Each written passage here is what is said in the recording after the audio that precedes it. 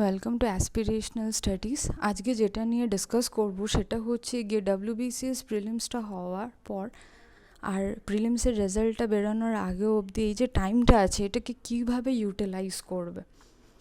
এই যে টাইমটা থাকে সেই টাইমটাতে কিন্তু ডেসক্রিপটিভ পার্টটা যেটা সেটার প্রিপারেশনটা কিন্তু অনেকটা এগিয়ে নেওয়া যায়। ডেসক্রিপটিভ পার্টটার উপরেই বেশি কেন স্ট্রেস দিচ্ছি, এমসিকিউ টাইপ পেপারের প্র্যাকটিসটা কিন্তু আমরা প্রিলিমসের টাইম থেকেই করে আসছি। মোস্ট অফ দ্য সাবজেক্ট যেখান থেকে এমসিকিউ আসছে সেগুলি প্রিলিমসেও পড়েছি, মেন্সেও সেগুলিই পড়বো, কিন্তু হ্যাঁ আরও হয়তো একটু বেশি ইনডেপথ স্টাডি করতে হবে সেরকম একটা ব্যাপার। কিন্তু এই যে ডেসক্রিপটিভ পার্টটা ওখানে কিন্তু একটা লেখার টাইম ম্যানেজ করার একটা ব্যাপার থাকে, ওই টাইমের মধ্যে জিনিসগুলিকে ভেবে লেখা, এটা একটা কিন্তু ফ্যাক্টর। পেপার 1 পেপার 2 তো কম্পালসারি পেপার ডেসক্রিপটিভের মধ্যে, ল্যাঙ্গুয়েজের পেপার ইংলিশ আর সঙ্গে বাংলা হিন্দি যার যেটা আছে।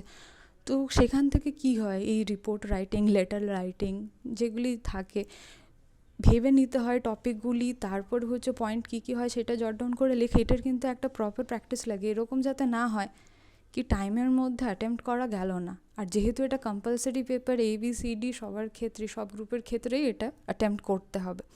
অপশনালের যে পার্টটা থাকে সেটা হচ্ছে গ্রুপ A আর Bর জন্য যারা কম্পিট করছে তাদের ক্ষেত্রেই মেনলি ইম্পর্টেন্ট।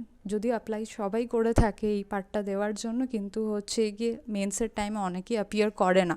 কিন্তু অপশনালের ক্ষেত্রেও কিন্তু টাইম ম্যানেজমেন্ট অ্যাজ ইউজুয়াল একটা বড় ফ্যাক্টর। কোয়েশনস অনেক থাকে, ওই টাইমের মধ্যে লেখা, সবগুলিকে অ্যাটেম্প্ট করা, এই জিনিসটার কিন্তু প্র্যাকটিসটা আগে থেকে খুব দরকার। আর তাছাড়া প্রিলিমসের টাইম থেকে কিন্তু অনেকেই অপশনাল পড়ে না, প্রিলিমসটার পরে ইনফ্যাক্ট রেজাল্ট বেরোনোর পরে হয়তো নিজের অপশনালটা নিয়ে পড়তে বসলো, প্রিপারেশনটা স্টার্ট করলো। তাহলে অপশনালের সিলেবাসটা যেটা সেটাও কিন্তু খুব ভাস্ট আছে, সঙ্গে রিসোর্স কালেক্ট করার একটা ব্যাপার থাকে। অপশনালের যে ইয়েগুলি একটা বইয়ের মধ্যে তো আর পাওয়া যায় না। তাহলে এই টোটাল সেট আপটা কিন্তু রেডি করে নেওয়ার জন্য এটা খুব ভালো টাইম। তাছাড়া যে জিনিসগুলি এখন করা যেতে পারে সেটা হচ্ছে গিয়ে দেখো, ম্যাথস অ্যান্ড রিজনিংয়ের যে পার্টটা সেই ক্ষেত্রে কি স্পিড তোলাটা একটা ব্যাপার থাকে, কি টাইমের মধ্যে ম্যাক্স যত এমসিকিউ অ্যাটেম্প্ট করা যায় সেই প্র্যাকটিসটা এই টাইমটায় করে নেওয়া যায়। সঙ্গে এখন তো আমরা দেখতেই পাচ্ছি যে অ্যারিথমেটিকের থেকেও সাথেই অ্যাডভান্স যে পার্টটা আছে সেটার উপরেও ভালো রকমের এমফোসিস দেওয়া হচ্ছে। এমনকি রিজনিংয়ের ক্ষেত্রে তো লাস্ট মেন্সে দেখা যাচ্ছে মেশিন ইনপুট আউটপুট পর্যন্ত এসে যাচ্ছে, যেগুলি কি লেন্দি ক্যালকুলেশন, কিন্তু তাহলে কী ট্রিক্স, কী স্ট্র্যাটেজি ইউজ করা যেতে পারে সেগুলি কিন্তু এই টাইমেই প্র্যাকটিস করার। আর আমরা মেন্সের ক্ষেত্রে এটাও কিন্তু দেখে নিয়েছি আগের বার যে হিস্ট্রি যে পেপারটা ছিল, হিস্ট্রি জিওগ্রাফির, যেখানে ইন্ডিয়ান ন্যাশনাল মুভমেন্ট বৈশব পার্ট থেকে কোয়েশনসগুলি কিন্তু খুব ডেপথের থেকে এসছে। তো এখন আর ওরকম ব্যাপারটা থাকছে না যে উপর থেকে কিছু এমসিকিউ পড়লাম সেগুলিকে সলভ করলাম হয়ে গেল না, ব্যাপারটাকে পড়তেও হবে, প্রত্যেকটা ম্যাটারকে জানতে হবে, সঙ্গে তার এমসিকিউ সলভ করতে হবে। তো এইগুলি কি এখন থেকেই স্টার্ট করতে হবে। কারেন্ট অ্যাফেয়ার্সের থেকেও কোয়েশন আসছে, সেই জায়গাটাকেও রেগুলারলি আপডেট করে করতে হবে।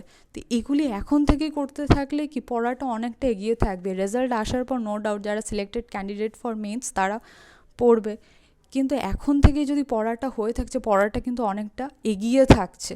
আর এটাই কিন্তু একটা অ্যাডভান্টেজিয়াস পার্ট হয়ে যেতে পারে। তো এটাই বলা যে এই টাইমটাকে ইউটিলাইজ করো। প্রিলিমসের টাইমেও সবাই পড়েছে নো ডাউট, কিন্তু সেই টাইমে হয়তো সব টপিকগুলি খুব একটা ভালোভাবে পড়তে পারেনি। সেখান থেকে যেটা মনে হয় যে ইমপ্রুভ করা যেতে পারে সেই জায়গাটাকে ইমপ্রুভ করা। তাছাড়া হচ্ছে গিয়ে যদি মনে হয়েছে অনেক টপিক স্কিপ করে গেছি সেগুলিকেও ইনফ্যাক্ট পড়ে নেওয়া। আর প্রত্যেকটা যে টপিক আছে সেটাকে ইনডেপথ স্টাডি করা। আর সব থেকে বড় এই টাইমটাকে ইউটিলাইজ করা, নিজের রাইটিং এফিসিয়েন্সিটা বাড়ানো, স্পিডটা বাড়ানোর। তো এইগুলি এটাই বলার ছিল যে এই টাইমটাকে ইউটিলাইজ যদি কেউ করে নিতে পারে তাহলে সে অনেকটা এগিয়ে থাকবে। যারা কিনা পরে স্টার্ট করবে, রেজাল্টের পরে স্টার্ট করবে, টেনশন একটা থেকেই যাবে যে মার্কস কীরকম কী যাবে না যাবে। তবে আমি এটাও জানি যে অনেকে ইনফ্যাক্ট এর মধ্যে যে কাট অফ মার্কসের অ্যানালিসিস যে অনেক চ্যানেলগুলি করে থাকছে সেগুলিও দেখে মোটামুটি একটা আইডিয়া করে নেওয়া, বা এক্সাম দিতে দিতে নিজের একটা আইডিয়া করে নেওয়া যে এরকম যেতে পারে, আমাকে প্রিপারেশনটা নিতে হবে কি না। তো শুধু এটাই বলার যে প্রিপারেশনটা যেটা সেটা স্টার্ট করো, যে জায়গাগুলি রেকটিফাই করা সেটা করো, ডেসক্রিপটিভের উপরে এমফাসাইজ দাও, তারপরে সামনে রেজাল্টটা তো আছেই। তো এটুকু বলার। Thank you.